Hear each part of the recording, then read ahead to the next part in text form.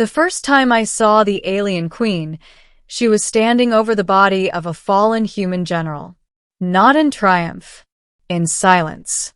The Battlefield of Arctyros IV stretched for miles, scorched earth, shattered war machines, and the burning remains of both human and Cathari forces.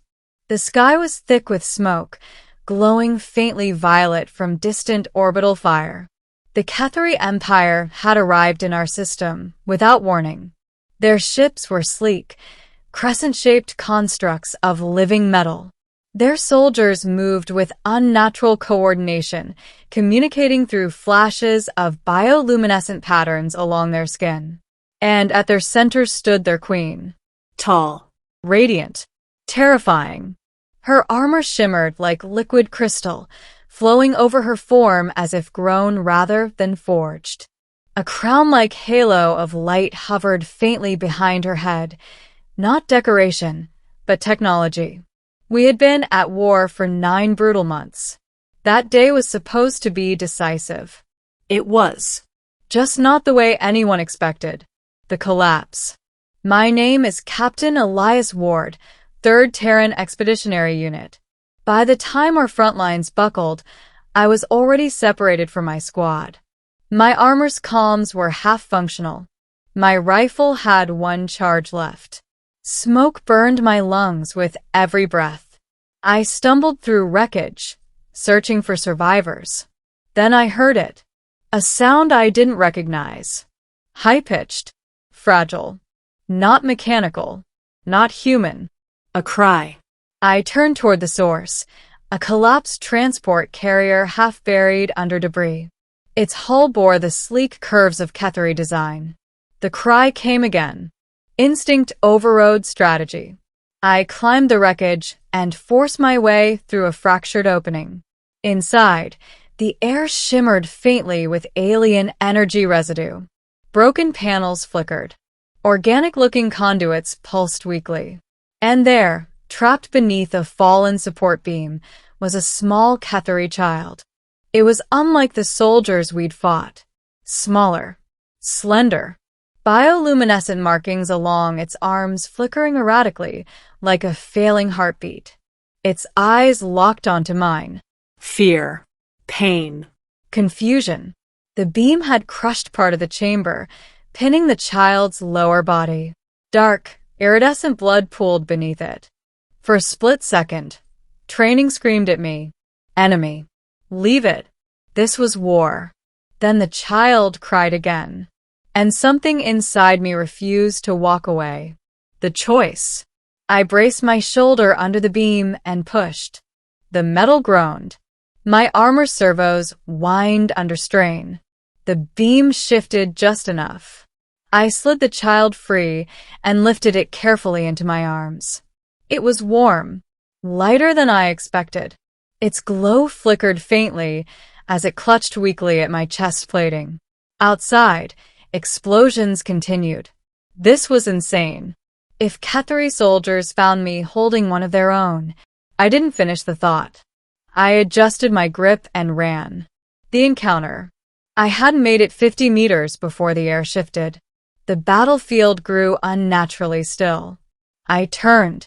She stood there. The alien queen. Her armor reflected the fires around us, like a living mirror. Behind her, a squad of elite Cathari guards fanned out in defensive formation. Weapons aimed at me instantly. My heart pounded against my ribs. The child in my arms whimpered. The queen's gaze dropped from my face to the small figure I carried. Everything changed in her expression. The cold calculation vanished, replaced by something raw. She stepped forward. Her guards hesitated but followed. I tightened my grip on the child. "I'm not hurting it," I said, voice hoarse. It was trapped. She stopped only a few meters away.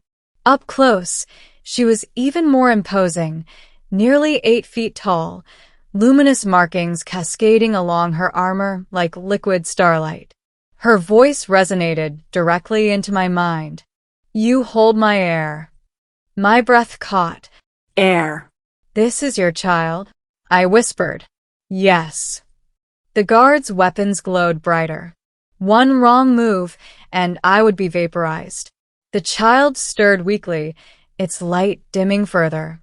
She's bleeding, I said quickly. If we don't stabilize her.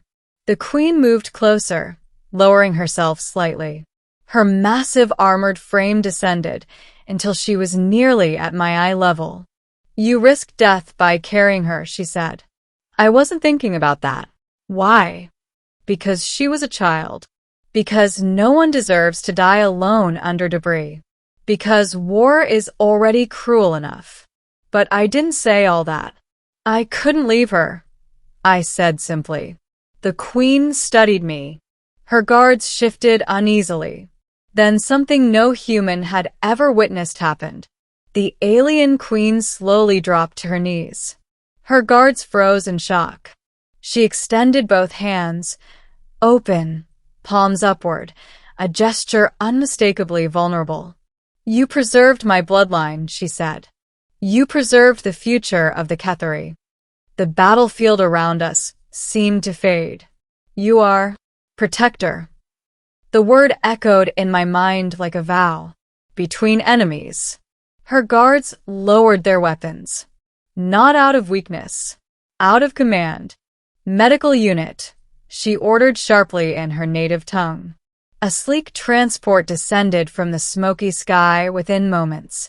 She rose and carefully took her child from my arms, her movements no longer that of a conqueror, but a mother. The air's faint glow flickered once more before dimming almost completely. The queen turned to me. You will come, she said. That wasn't part of the deal, I replied automatically. You saved her. If she survives, it will be because of you. And if she doesn't? Her eyes darkened. Then you will still have done what my own soldiers could not. I hesitated. Human forces were regrouping in the distance. This was an opportunity to escape. Instead, I stepped toward the transport. The healing chamber. The interior of the Ketheri medical vessel was unlike anything I'd seen. Walls pulsed softly, organic and alive. The air hummed with harmonic frequencies. They placed the child into a cocoon-like chamber of light. Streams of bioluminescent energy flowed across her small body, knitting damaged tissue. I stood at the edge of the chamber, surrounded by alien guards who watched me with a mixture of suspicion and reluctant respect. The queen stood beside me. She will live, one of the healers announced after several tense minutes. The queen closed her eyes briefly. Relief. When she opened them again, she looked at me differently. You altered this war, she said quietly. I just moved a beam. You moved more than that. The revelation. Later, in a private chamber overlooking the battlefield, the queen removed part of her armor. Not fully, but enough to reveal luminous skin beneath. In our culture, she said, kneeling signifies eternal debt. You don't owe me anything. You misunderstand. I owe you everything. She stepped closer. Had my heir perished, the Ketheri High Council would have unleashed annihilation protocols. My stomach tightened. On Earth? Yes. You would have wiped us out. Yes. Silence filled the chamber. Your act prevented that. I ran a hand through my soot-covered hair. So what happens now? She looked toward the horizon where human and Ketheri forces still faced each other. Now, she said slowly, I must choose. The turning point. Hours later, a transmission went out across all Ketheri and human frequencies. The alien queen stood at the forefront of her fleet, her air stabilized behind her.